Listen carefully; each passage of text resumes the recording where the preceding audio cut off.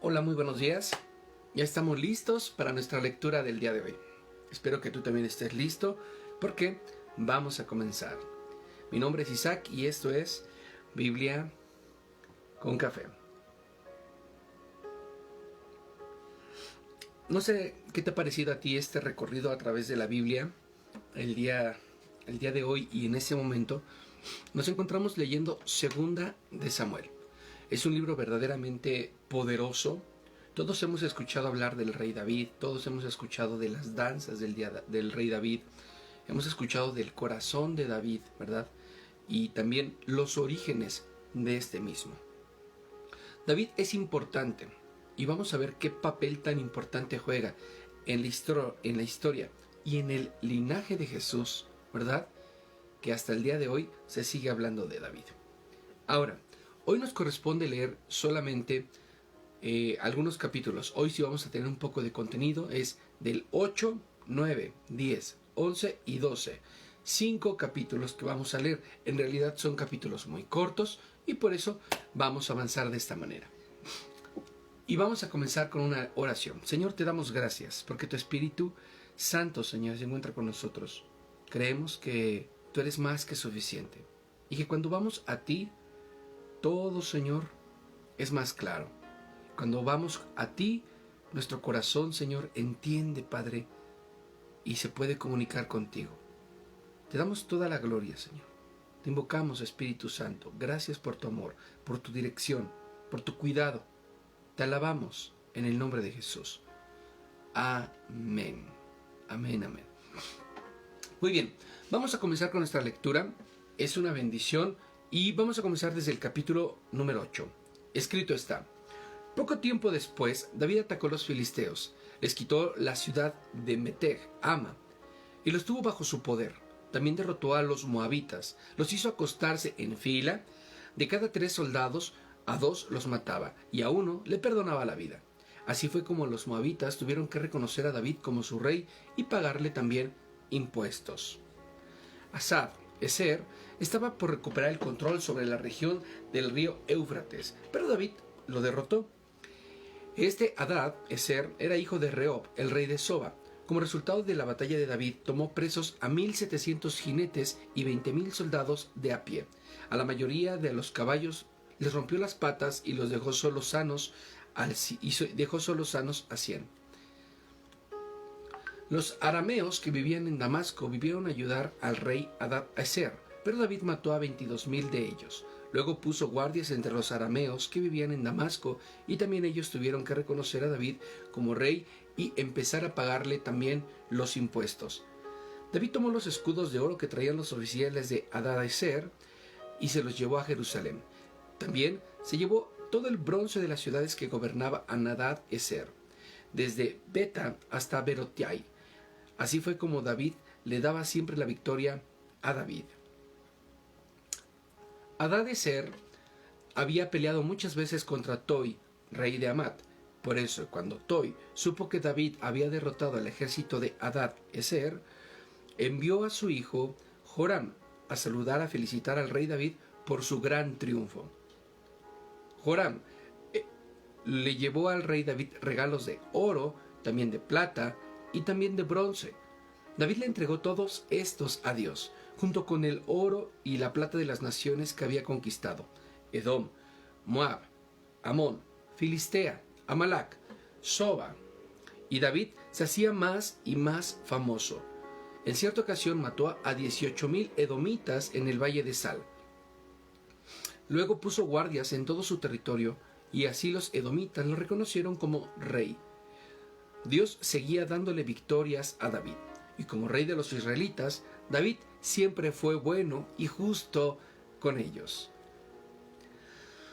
Los principales asistentes de David fueron los siguientes: Joab, hijo de Zeruá, que era jefe del ejército; Josafat, hijo de Ahilud, que era del secretario del reino; Sadoc, hijo de Atiú, y Abimelech, hijo de Abiatar, que eran los sacerdotes; Seraías, que era su secretario personal; Benaías, hijo de Joiada, jefe del grupo filisteo al servicio del rey; y los hijos de David, que eran sacerdotes.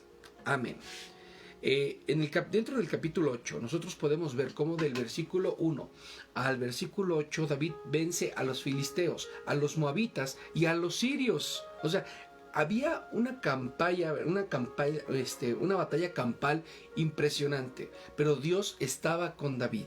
Del 9 al 14 vemos cómo la dedicación de todo este botín, todo lo que recuperó de esta batalla, ¿verdad?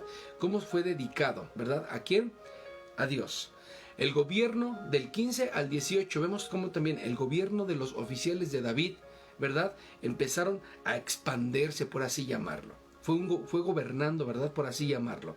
Los moabitas eran de origen cananeo. Vamos a escuchar que dice que derrotó a los filisteos. Ya vimos quiénes fueron los filisteos. Los moabitas eran, o se les llamaba moabitas porque eran estos de origen cananeo. Amén. Y también derrotó a los sirios. Los sirios naturalmente procedían de Siria y por eso se le llamaban sirios. Amén. Capítulo 9. Un día David le preguntó a sus asistentes y consejeros: ¿vive todavía algún familiar de Saúl a quien yo pueda ayudar en memoria de Jonathan? Entonces llamaron a Siba, que había estado en el servicio de Saúl.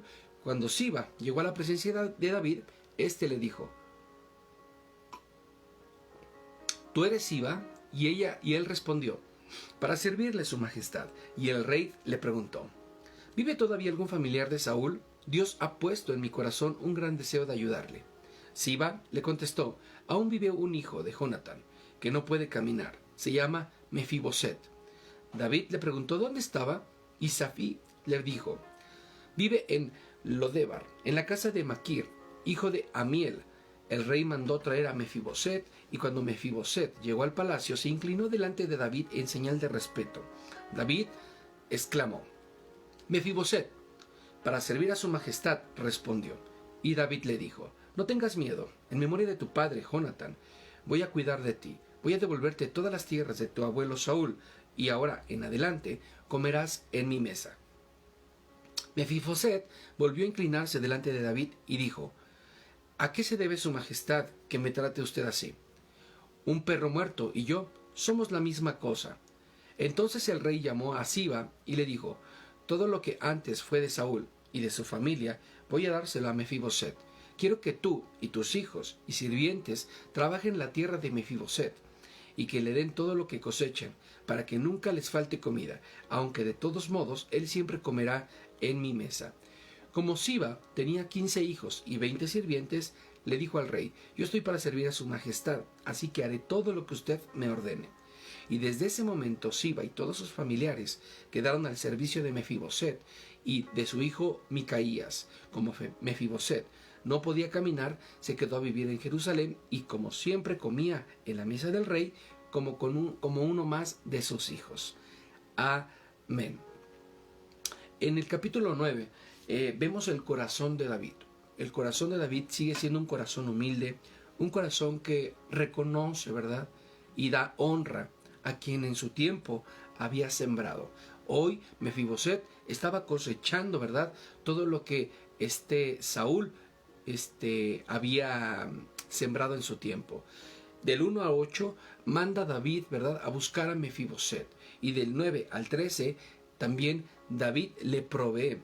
Y le provee de gran manera, porque recordemos que todo lo que tenía David era en abundancia, era pues en gran manera.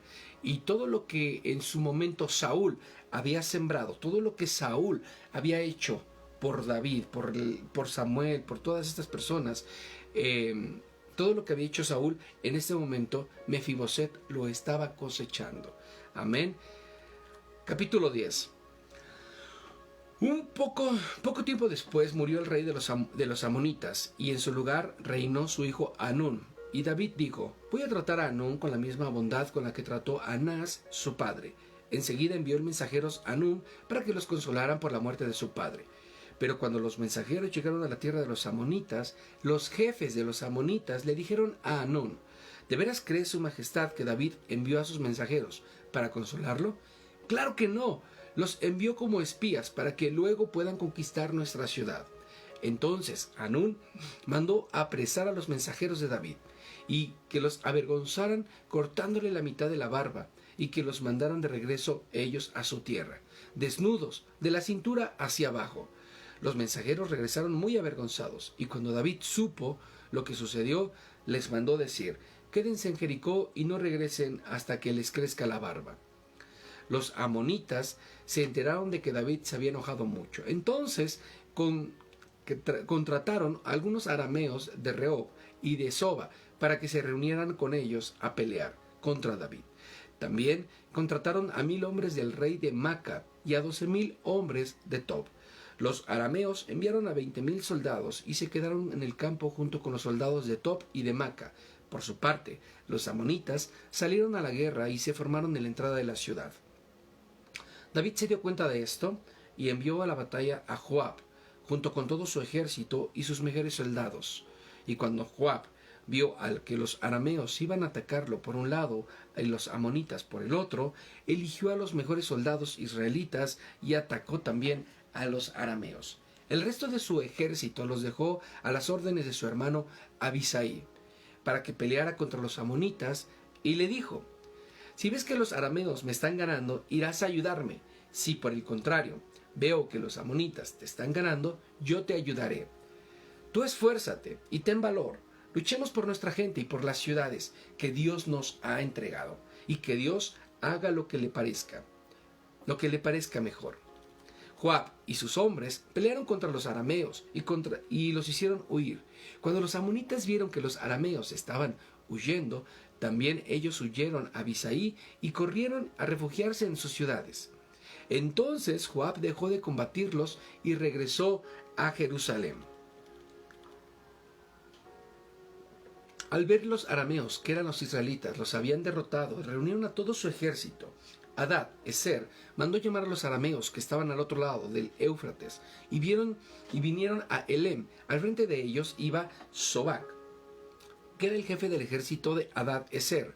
Cuando David supo esto, reunió a todo el ejército de Israel, cruzó el río Jordán y llegó a Elam. Los arameos se formaron frente a David y empezó la gran batalla. David mató a 700 soldados que guiaban carros de guerra y 40,000 soldados de caballería.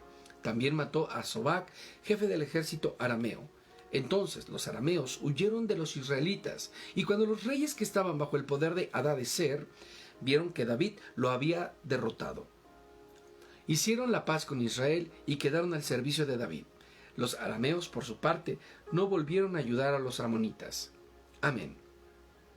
Es una batalla campal la que estamos viviendo en este capítulo. Amén. Vemos cómo...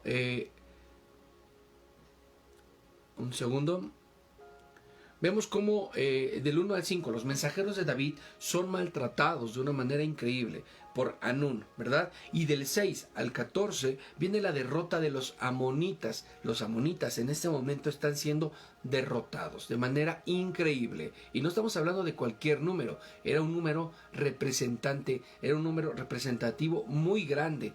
Ahora, del 15 al 19 también estamos observando cómo derrota también a los sirios. Amén. Los amonitas venían o pertenecían al territorio de Amón. Y por eso de alguna manera fueron llamados los amonitas. Y de su tribu, y ¿cómo se llama? David, los amonitas. Y también estaban los semitas, ¿verdad? Los semitas eran de la tribu también de semitas, por así llamarlo. Ahora, en el capítulo 11 dice la palabra de la siguiente manera: llegó la primavera, que era cuando los reyes salían a la guerra. En este año David envió a Joab, a los reyes de su ejército, a pelear contra los amonitas, pero él se quedó en Jerusalén, y Joab y todos sus hombres vencieron a los amonitas y conquistaron la ciudad de Raba. Una tarde, después de haber descansado un poco, David se levantó y comenzó a pasear por la azotea de su palacio. De pronto, vio que una mujer muy hermosa se estaba bañando. David mandó enseguida a uno de sus sirvientes a preguntar quién era ella. Y el sirviente volvió y le dijo que se llamaba Betsabé, hija de Eliam, y que estaba casada con un hitita llamado Urias. Entonces David mandó a traerla, y cuando se la llevaron, tuvo relaciones sexuales con ella. Luego ella regresó a su casa, pues apenas había tenido su periodo de menstruación, y estaba cumpliendo con los ritos de purificación. Betsabé quedó embarazada, así que mandó decirle a David que iba a tener un hijo suyo. Al oír esto, David le ordenó a Moab que le mandara al Urías el hitita, pues quería hablar con él. Y Joab así lo hizo. Y cuando Urías llegó a David, le preguntó cómo estaban Joab en el ejército y cómo iba a la guerra. Luego le ordenó que fuera a descansar a su casa.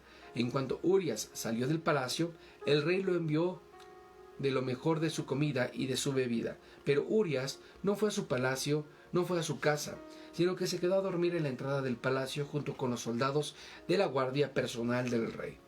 Al día siguiente le informaron a David que Urías no había dormido en su casa. Entonces David lo mandó llamar y le preguntó: ¿por qué no dormiste en tu casa? Y Urías le contestó: mal haría yo en ir a mi casa a comer, a beber y tener relaciones sexuales con mi esposa, mientras el cofre del pacto de Dios y todo el ejército está en el campo de batalla. Mal haría yo en dormir cómodamente en mi cama mientras Joab y sus soldados duermen al aire libre. Yo no puedo hacer algo así. Entonces David le dijo a Urías: quédate aquí por lo menos esta noche, y mañana volverás al campo de batalla. Y enseguida lo invitó a comer y a beber, hasta emborracharlo. David creía que si así, Urías iría a su casa, pero aunque Urías se quedó en Jerusalén, hasta el día siguiente tampoco esa noche durmió en su casa, sino que de nuevo se quedó con los soldados de la guardia personal del rey. Por la mañana, David escribió una carta y se la dio a Urías para que se la entregara a Joab.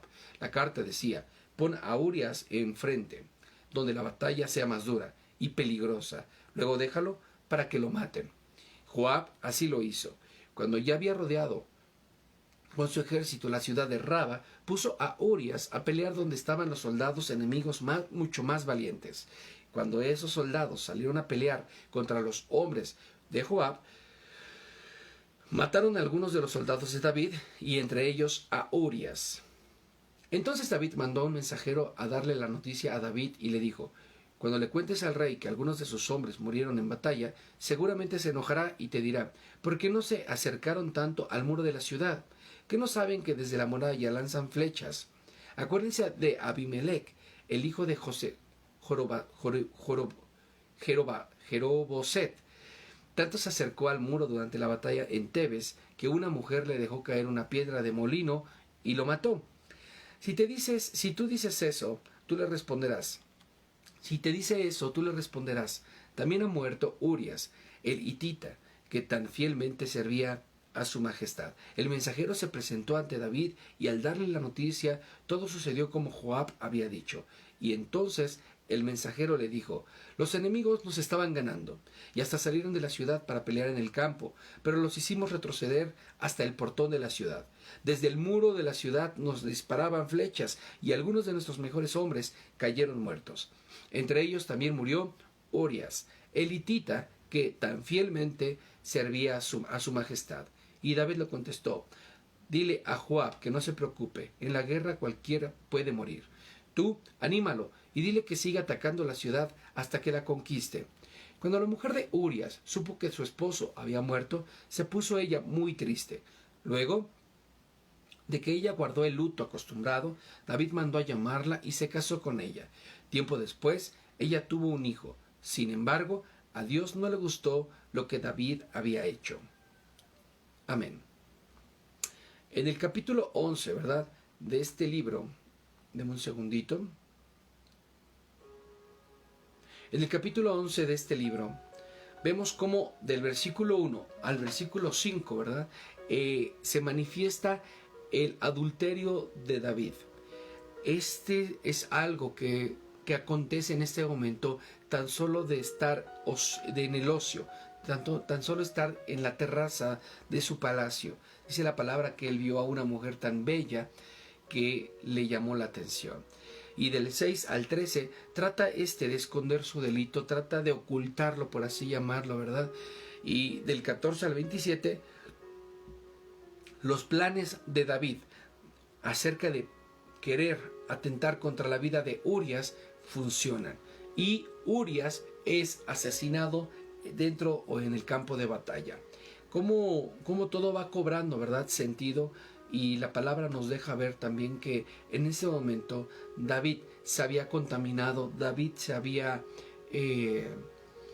pues desviado, ¿verdad?, de lo que él era en su esencia, y pues tuvo relaciones sexuales con la mujer equivocada, con una mujer casada, una mujer que estaba en periodo, o sea, cumplió todos los requisitos del pecado, por así llamarlo. Capítulo 12. Entonces Dios envió al profeta Natán para que le diera a David este mensaje. En cierta ciudad había dos hombres, uno de ellos era rico y el otro era pobre. El rico tenía muchas ovejas y muchas vacas. En cambio, el pobre solo tenía una ovejita. La había comprado y él mismo la había criado y cuidado como si fuera su propia hija.